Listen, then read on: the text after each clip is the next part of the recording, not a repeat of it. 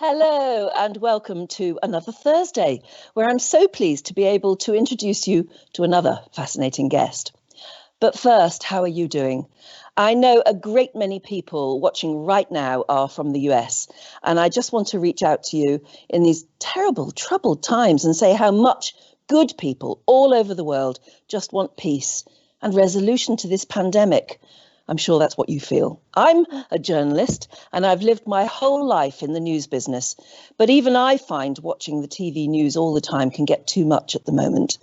I don't know about you, but I've had to learn to ration my watching the news and instead put my mind to something else. And that's why I'm very proud to be part of Viking.TV at the moment, because our aim is to enlighten and uplift, inspire and illuminate.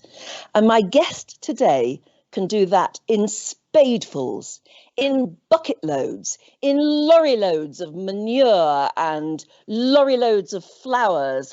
He is a garden designer with the Midas touch. What he creates has turned to gold so many times. He is now acclaimed as one of the world's most successful designers and has done so many times in partnership with Viking. Here he is, describing just how he has sought inspiration from art.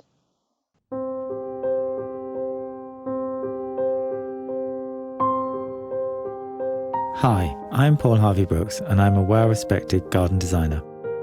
I have previously designed 2 gold medal winning gardens for Viking at the Chelsea Flower Show and Hampton Court Palace Garden Festival. I'm hugely excited to be creating Viking's 2019 Chelsea Flower Show garden, called The Art of Viking. The garden is inspired by pieces of art found on board Viking's ocean ships. Every Viking ocean ship features an incredible collection of art, including many by Scandinavian artists. 2 pieces of art specifically inspire the Art of Viking garden. The first is an abstract painting by Norwegian artist Jakob Wiedemann, who is one of my favourite artists. The abstract style and colours are the inspiration for the planting, which will evoke a water meadow in early summer. Secondly, a series of plates by Norwegian ceramicist Annette Krogstad will inspire the finish of the concrete terrace in the garden. Water is the central feature of the whole garden. It takes you on a journey, giving you time to reflect, just like a cruise does. I'm really looking forward to people coming to see the garden and taking away with them the same sense of having been on a journey of discovery, just like you get from travelling with Viking.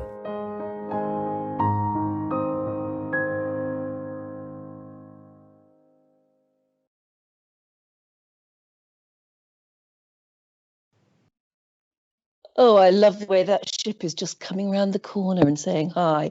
Paul, you turn dreams into garden reality. It's lovely to meet you. Thank you. Nice to meet you too. Now, where are you, first of all, and how are you? And what are things like where you are at the moment? How is lockdown for a garden designer? Actually, it's being in lockdown is a slight joy because it's a rare opportunity to spend time in my own garden. And I'm also in a garden that I don't normally spend a lot of time in. I have a little house in France, which I'm in by accident. And it's just a really good opportunity to get on top of the weeding. So for me, it's been a strange joy. Yeah, and I know a lot of people almost feel guilty about saying that because obviously we're all aware that there is suffering going on. This is a terrible pandemic. But those of us who are able to go into lockdown and go into our own little world are finding a strange sort of peace, aren't we? And maybe rediscovering nature. You always have, but people like me are sort of rediscovering nature. Yeah, I feel very strongly that there's from this, one of the good things that would happen is people will reconnect with green spaces, with the environment, and appreciate the small things that we've taken for granted for so long. And maybe from all of the suffering, those benefits will kind of help weigh up some of the loss that we're really suffering at the moment. Absolutely. So you've got a little garden and you're weeding. Really? Yeah. Because I've seen some of your gardens and they are, they're not that ordinary, frankly. Well, thank you. I try my best, basically, with any garden that I make. I follow a similar philosophy of trying to let it tell its own story. I let my garden tell its own story. It doesn't quite work out the same way yours does. We're just coming out of May into June. This would normally be an absolutely frantic time of year for you, wouldn't it? Yes, I mean, I'm very lucky that I get to normally make 1 or 2 gardens at flower shows a year. And I'm also privileged to be a Royal Horticultural Society judge. So this year I would have been judging at Chelsea Flower Show, building a garden at Hampton Court, and then judging at the other shows. So it would be work, but also seeing other people much more knowledgeable than me making nursery displays and doing all sorts of things, and they're kind of friends that you only see at the flower show. So it's kind of fun busyness. It's strange not having it. Well, what's happened to all the flower shows? Have they all been cancelled, or have they? I know Chelsea sort of went virtual, didn't it? Did that work? Yes, so basically all of the flower shows actually across the globe have cancelled. So all of the UK ones, they've announced yesterday that they would all finish because there had been a chance that Hampton Court might have rearranged into September. But even flower shows like Moscow Flower Show have cancelled because of this pandemic.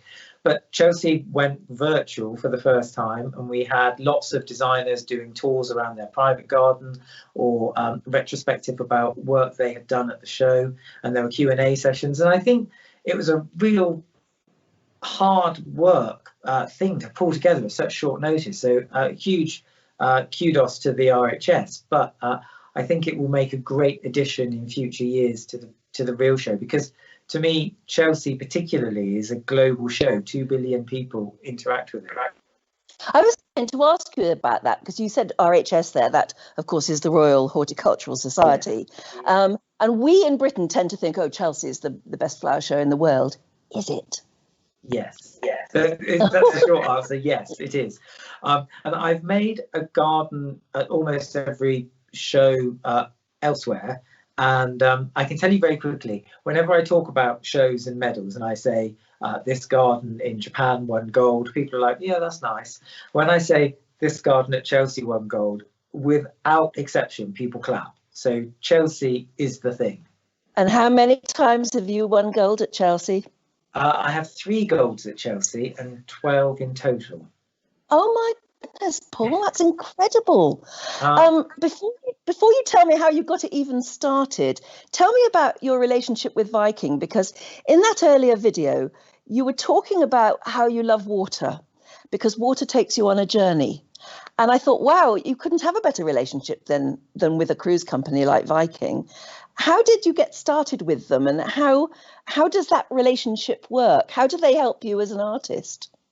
So the first garden was at Hampton Court in 2017.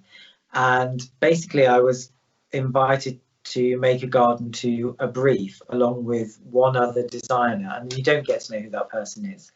But I went to meet them and I spoke to them about the fact that, without kind of thinking about it, I'm terrible sometimes at not researching to sound dishonest, but just kind of saying what I feel. And I said, I love sailing. I've sailed most of my adult life. I want to make a garden that talks about the ability of water to kind of transcend everything else. It's the way that plants were exchanged between people. It breaks down language. It breaks down culture. It is the kind of first way that trade could have happened. And not only trade of goods, but trade of value, and kind of ethical thoughts. And we got on quite well. Yeah, I can see that. And your love of flowing water reflects in the most recent garden, I think, that you produced for Viking, to go slightly out of sequence with you. And this, of course, won gold, didn't it?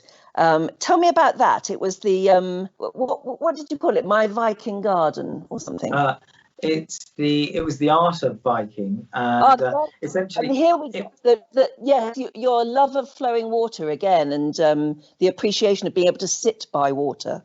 Yeah, two kind of thoughts in symbiosis. That water is the mechanism by which you can travel physically to other places, But if you're not traveling on water, if you sit by a river, your kind of mind travels somewhere else. It's very soothing. And I wanted to explore that by making a water meadow. But I also wanted to talk about Jakob Wiedemann, who's an artist that is Norwegian and features a lot in Viking ships, and he's a hero of mine. So it was kind of connecting those two things together. I know he's a hero of the owner of Viking as well, I think, isn't he? Torsten Hagen. Yes. I think Yes, you both is. love the same artist there. And you became inspired, as you said in the earlier video, by some of the art that was on board the ship that you were on.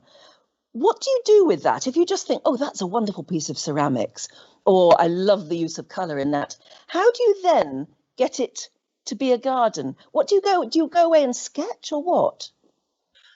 Well, with Biederman particularly, I had known his story and I found it fascinating. And then I saw that some of his work was on the ship, and you can physically go up to it.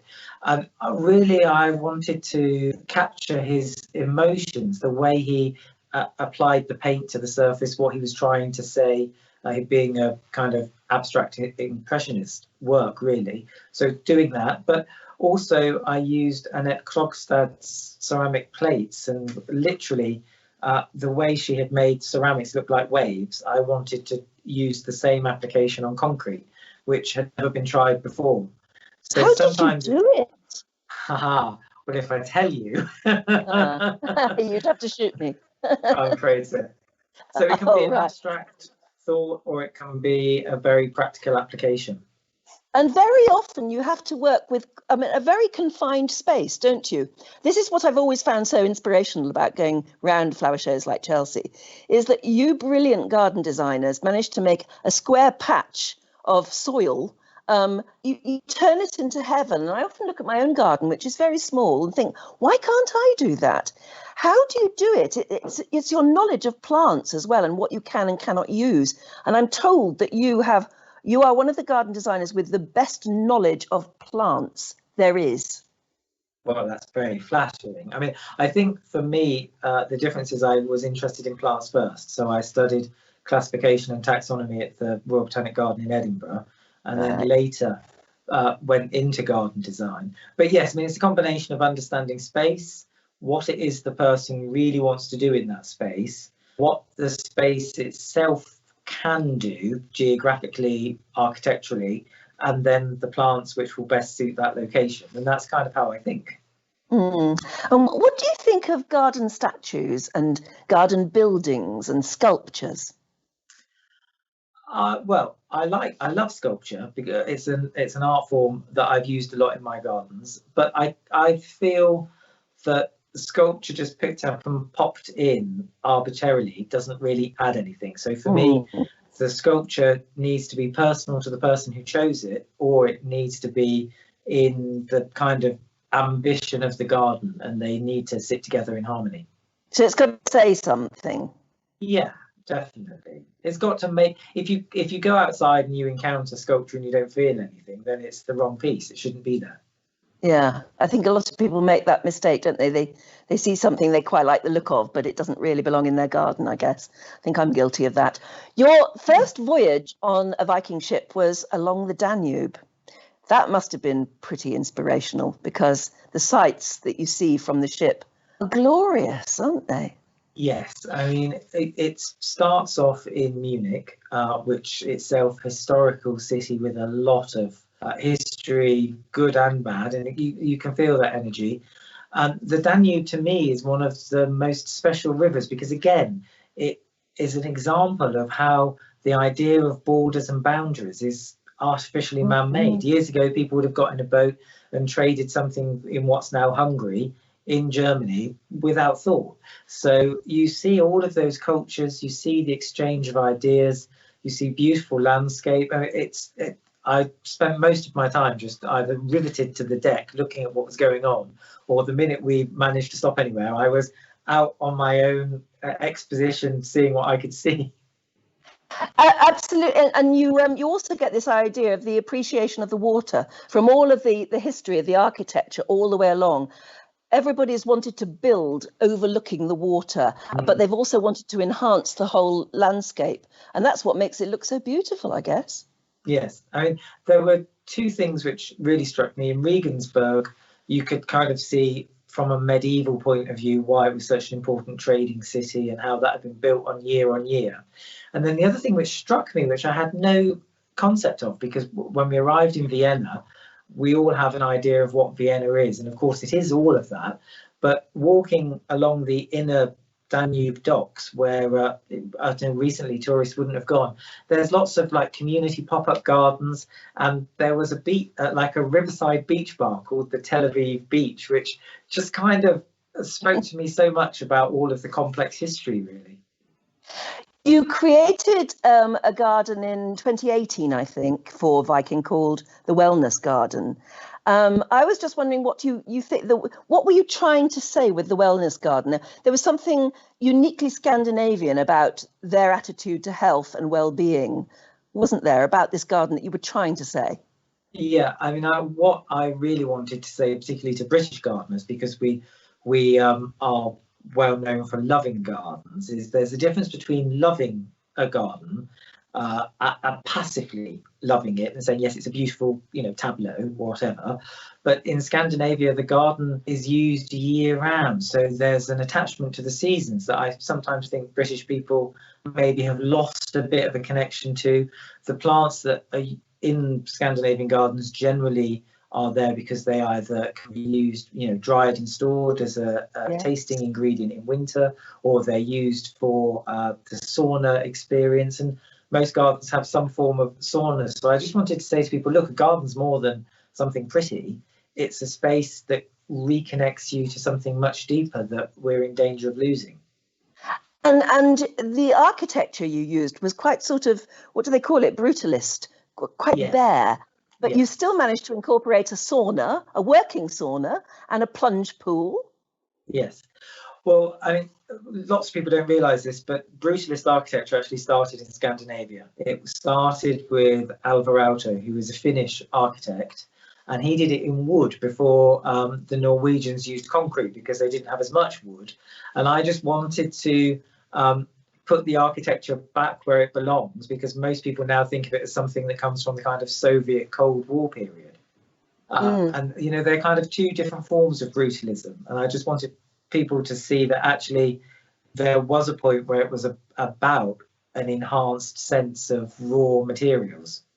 Yeah, and the colours were beautiful. There were these powdery blues, and there was a blueness to the concrete and the water, of course, as well. Yes. Yeah, so the concrete was actually quite a fine mix, because we're used to industrial concrete with heavy aggregates, which isn't quite as beautiful. And we used Norwegian pine, which is more knotted generally than any other pine. So the way the wood cuts is slightly different, and it just gives it a much softer feel. Actually, talking of those stones and material like that, don't you hold some sort of position with some sort of granite maker or granite association or something? Yes. Yes. Tell me more. Basically, I made a garden for the Institute of Quarrying. So the Institute of Quarrying is a worldwide body, and there's a president in every country in the world. And the garden was talking about the kind of the essential aspect of quarrying, how quarries actively regenerate biodiversity, and in 9 cases out of 10, or probably 10 out of 10, the quarry before it's quarried is an impoverished landscape, and after quarrying there's much more biodiversity.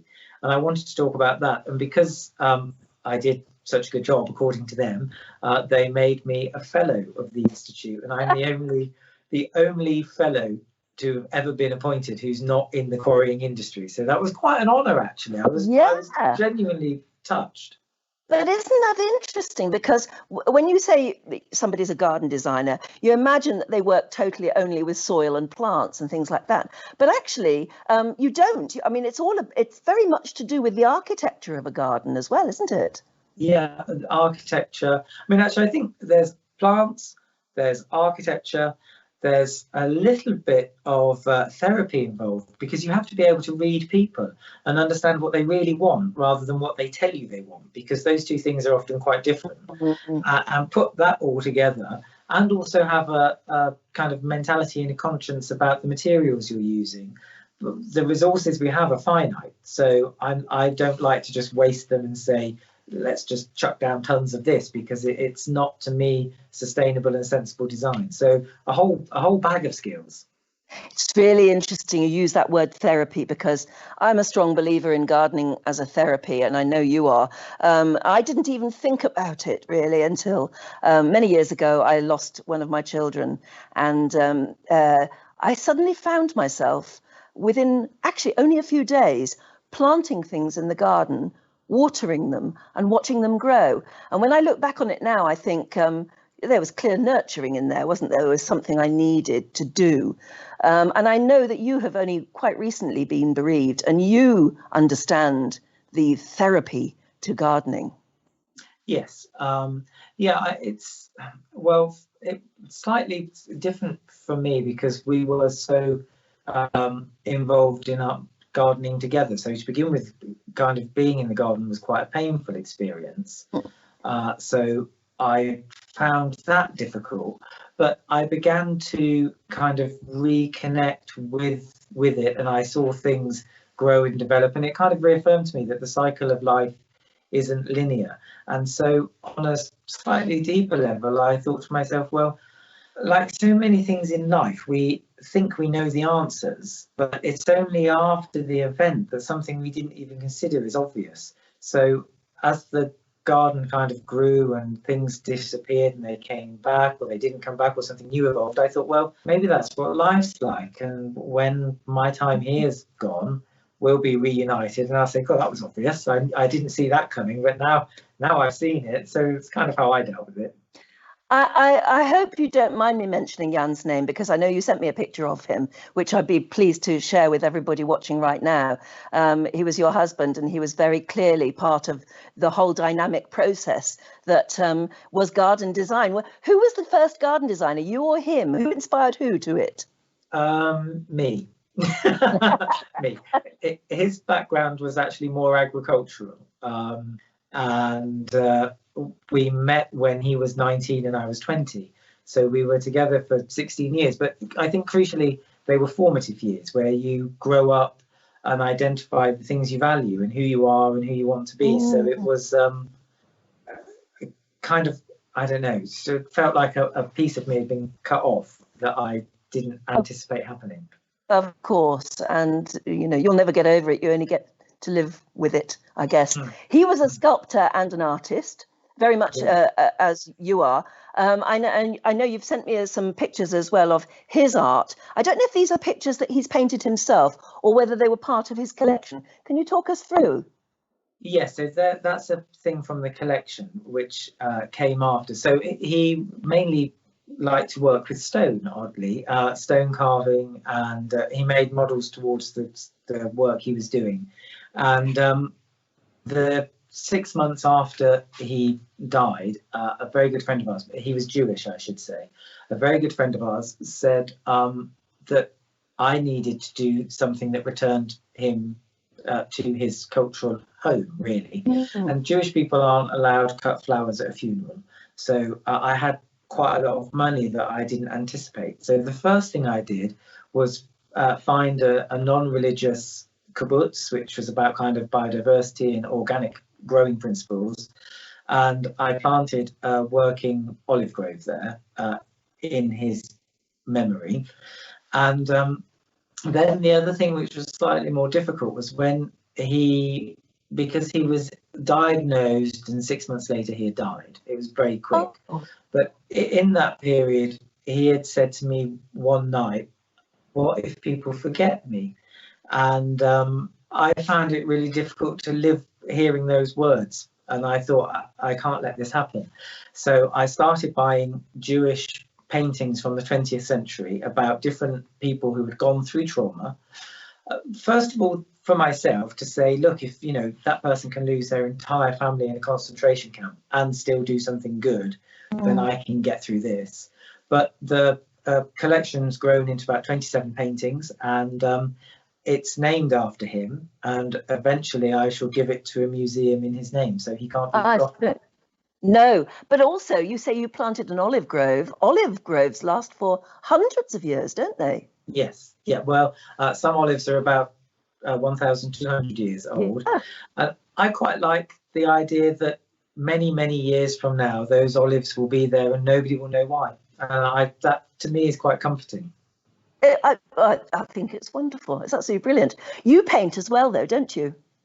Only recently. I started because I was nervous in myself that I could become formulaic in my garden work. Now, is this one of yours that we're looking at now? Yeah. Yes, that is.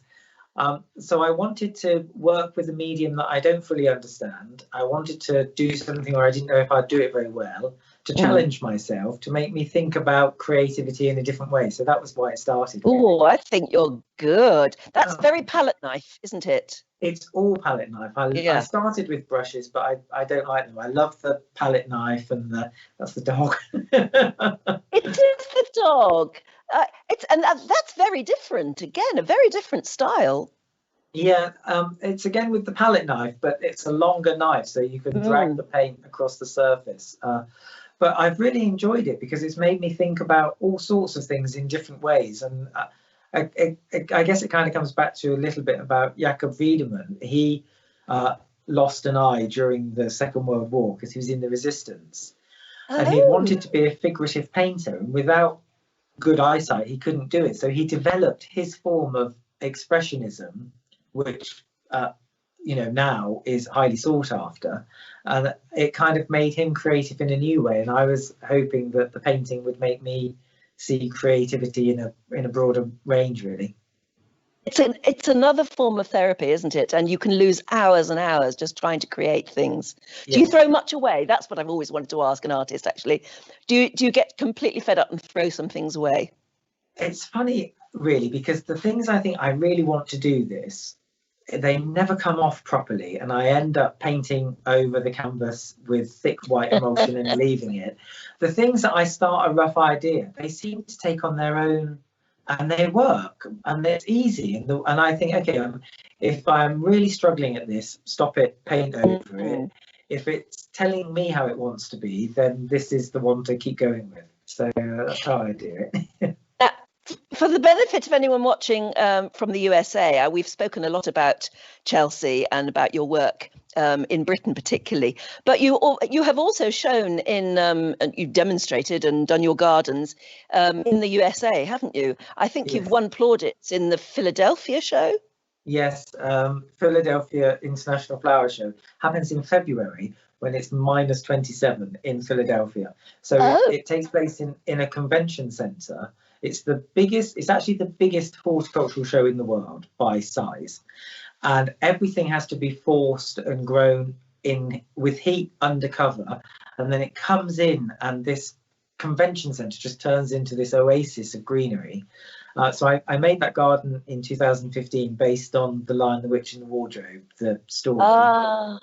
And after the show, the Pennsylvania Horticultural Society that run the show asked me to stay and do pop-up gardens around Philadelphia for 6 months. It was brilliant. I absolutely loved it. That's a dream job, isn't it? Yeah, it was really good. And I got a huge big truck to drive. It was. So those pictures we saw of that garden, that was all indoors? Yes. That's extraordinary. And here we go, looking forward to summer at the moment. I mean, what are your plans, do you think, for the next few months?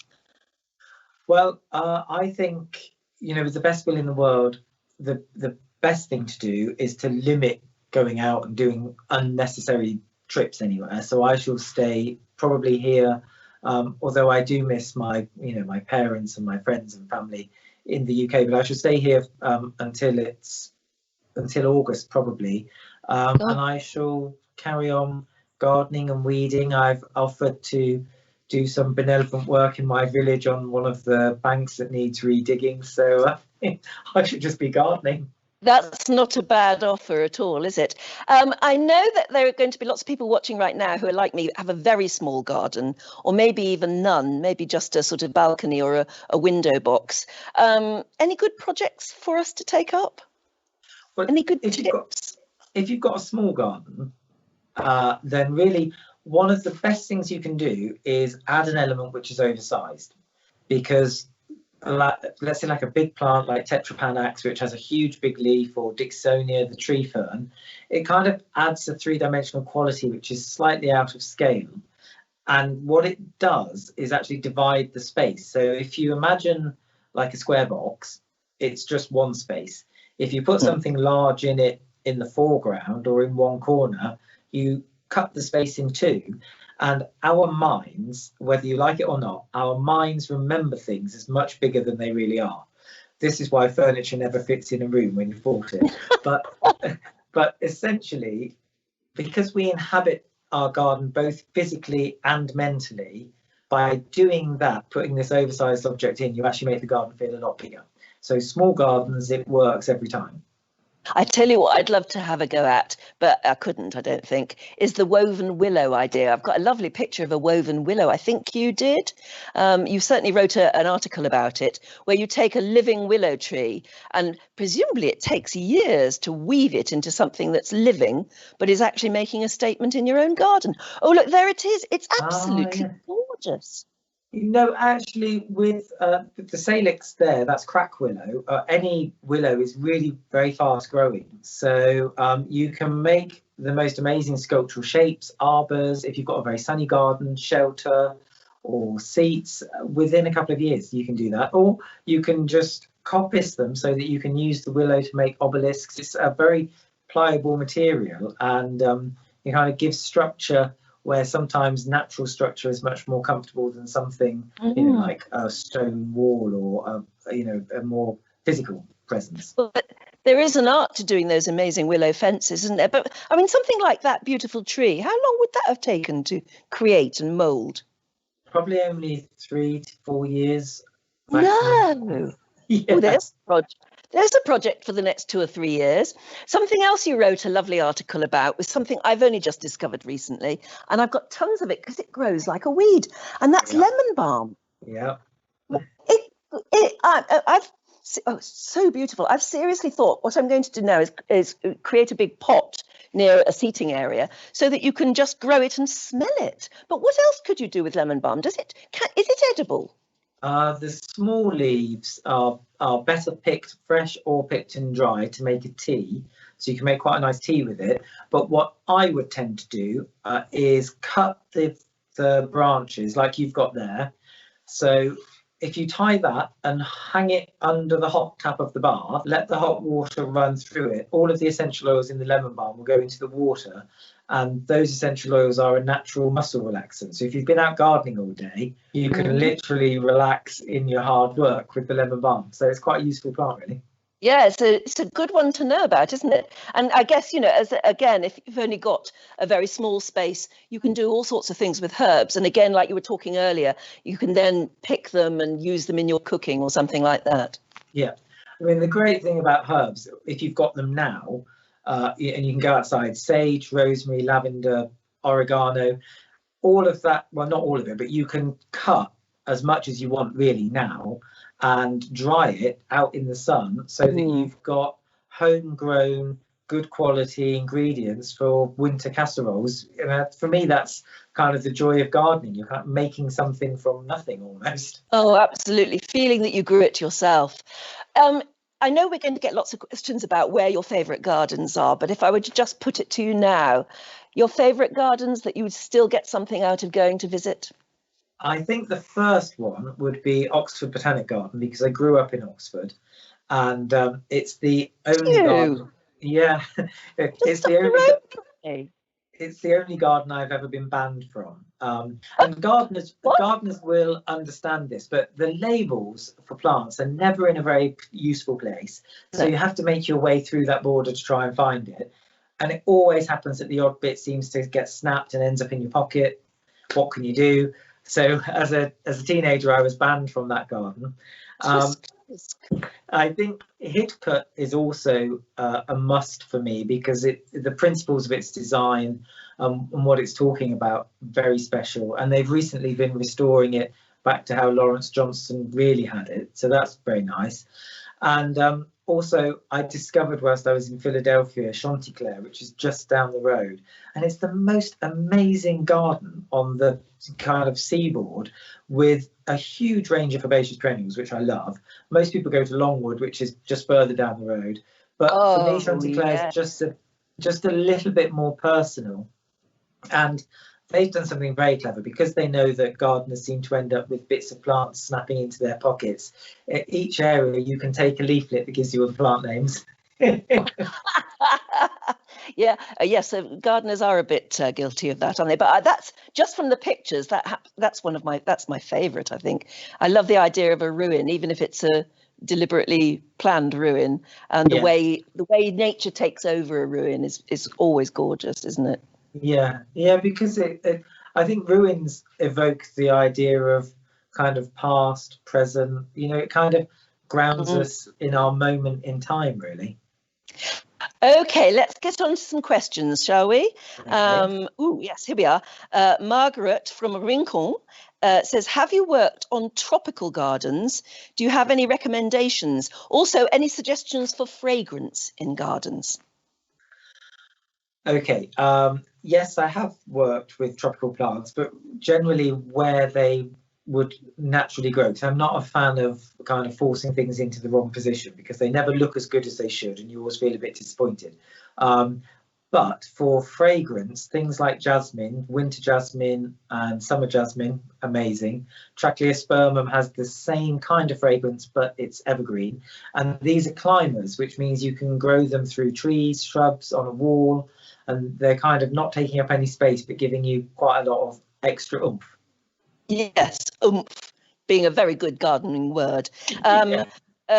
Yes, a lady in, it's Oscar in Silver Springs in Maryland says, what on earth do I do with deer in my yard eating my plants? Put up better fences, probably. I don't know whether you've got any tips for him, Paul. I have. So deer don't like thorns, so anything thorny, and particularly in his neck of the woods, citrus is very thorny and it's very hard. They won't like that. And they don't like any plants with furry leaves. So if he goes and speaks to a local grower about plants that do well in his area that have this kind of furry foliage to it, he can use those like barrier planting. So you plant the furry things around the edges, put all the stuff which the deer want to eat behind it. It's like a security fence, and they can't get to it. Yeah, absolutely. A lot of people asking about rooftop gardens in London. Are there any particular ones you'd recommend? I don't know about that. Well, I guess the oldest and the best one is gone now. That was Kensington Roof Gardens. That was quite an amazing feat. And the chap that made a roof garden at the Rockefeller Centre, which is still there. But I guess the best modern roof garden that is in London that is open to anyone is in the Walkie Talkie building, which I think is 23 Fenchurch Street. And there's a rooftop garden there, is there? I didn't know that myself. 2 floors. It's quite amazing. And there are some, I mean, architects are doing wonderful things with tall buildings nowadays and creating incredible, immense indoor gardens. Yeah. And there's a couple of hotels in Soho that have roof, kind of potageres on the roof and all sorts of things. I mean, the thing is, if you've got a flat roof, as long as it's been structurally engineered to take weight, why aren't you growing something on there? It's an added space that you can use. Absolutely, yeah. So, like I say, your plans for the next few months are staying where you are. Hopefully, we'll all be able to travel again. If I were to say to you, where would you most want to travel next for inspiration in your job, in your work, but maybe just for you? Where would you fancy going? I think actually I would quite like to see the grassland prairies of America. Kind of central belt, because I think just the scale would be quite inspiring. But I'd like also to spend a bit more time in the kind of Ukraine around the Black Sea and Turkey, because that in such a small radius, you go from kind of hot sharp continental climate to Mediterranean climate, and the most extraordinary range of plants. So I would love that as well. A lot of people are writing in and saying we're gardeners are very visual learners. We need to see to get an idea for inspiration, and we also need to see how it is that you do things. So where are we likely to see you doing your thing next? Hopefully next year you'll see me at Chelsea Flower Show and possibly one other, fingers crossed. But at the moment, I'm doing a weekly Tuesday Instagram live kind of gardening thing where. Oh yeah, I'm told you're awfully good on Instagram. How do we find you on Instagram? What's your handle, if that's the right? It's just my term? surname, at Hervey-Brookes with an E. Yeah, it's Harvey as in Hervey, at Hervey-Brookes. And on Instagram, you actually show it all happening, do you? Yeah, so I've been doing on Tuesday this week, I was showing people how to cut their herbs. I've shown people how to grow dahlias.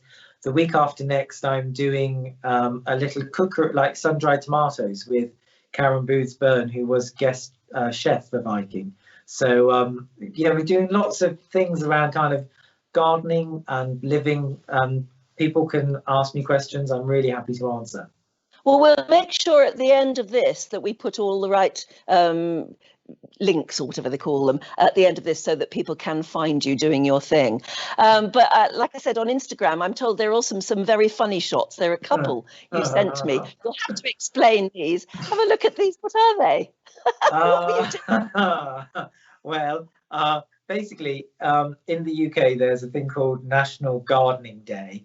And what the organisers wanted to do was to have people wearing these flower crowns, which actually kind of come from like Scandinavia and European countries, this idea of this crown. So I made my crown and I put it on my head to see if it would work, but it was so wet from it raining that the T-shirt I had on got soaked. So I took the T-shirt off, took the picture, and then I thought, I'm never going to get the T-shirt and the thing in the same thing. So I sent it like that. Well, I wondered what sort of statement you were trying to make there, but it's rather good. No, it's been a great pleasure talking to you. It really has. It just makes me long to get out in the garden and do something constructive and illuminating and enlightening, but it wouldn't be anything like what you do. You can always ask me any question you like. All right. Well, it's difficult coming up with the right sort of questions. Could you pop down and have a go at my garden is probably the best question of all. But look, it's been smashing to meet you. It really has. And congratulations on all of the success you've had so far. And I know everybody from Viking is so proud and pleased that you've been working so closely with them. Given that it's only, 2020 and the lockdown happened only recently, had you already designed a garden for this year's Chelsea? No, because I was going to be the judge. Well, not the judge. I was going to be judging, and I was going to be hosting the new Talks Theatre. So I was taking a year off of making. I see. All right, you'll have to get back at work next year then. Yeah, no, I'd love to. Here's looking forward to coming and seeing you at RHS Chelsea then next May. It'll be, won't it? Yeah, until then, long live the inspiration. Keep sketching and painting, and we'll be watching out for you. Thank you so much for joining us, Paul. Thank you. It's been brilliant meeting you. Thank you very much indeed. And just to leave you with a couple more shots of, I was saying that Viking is so pleased and proud to have the association they have with the Royal Horticultural Society. If you do go on board a Viking ship, you'll see at the top there of those beautiful stairs some of the images that the RHS have provided Viking that are just inspirational and link us back to nature. Doesn't it look glorious? Wouldn't it be nice to be on that ship right now? Or at least in 6 months, a year's time, hopefully. Well, there you go. I hope you really enjoyed that conversation with Paul, and it'll inspire you to get out in the garden and do something wonderful. Next week, I'll be meeting Anne Bancroft and Liv Arnesen. When I say Anne Bancroft, I don't mean the actress. Arnesen is a native Norwegian, became the first woman in the world to ski solo and unsupported to the South Pole in 1994. And Bancroft, who's an American, is the first woman to successfully ski to both poles. Arneson and Bancroft also became the first women to ski across Antarctica in 2001. And together they co-founded the Bancroft-Arneson Explore, an initiative that aims to engage and empower more than 60 million minds to create what they call a sustainable tomorrow. And Liv and Anne are going to be godmothers to Viking's expedition ships. That's Viking Octantis and Viking Polaris. And they'll be telling me all about what they'll be doing this time next week. It should be really exciting. I've got to go and read their book now. In the meantime, stay safe, stay inspired, won't you? I'll be back with you next Thursday. But in the meantime, as you know, at this time every evening on Viking television, there's somebody wonderful to listen to and watch live. And of course, all of the programmes are available all the time now on Viking.TV. So until next week, like I said, stay safe, stay healthy, and I'll see you this time next week. Bye-bye.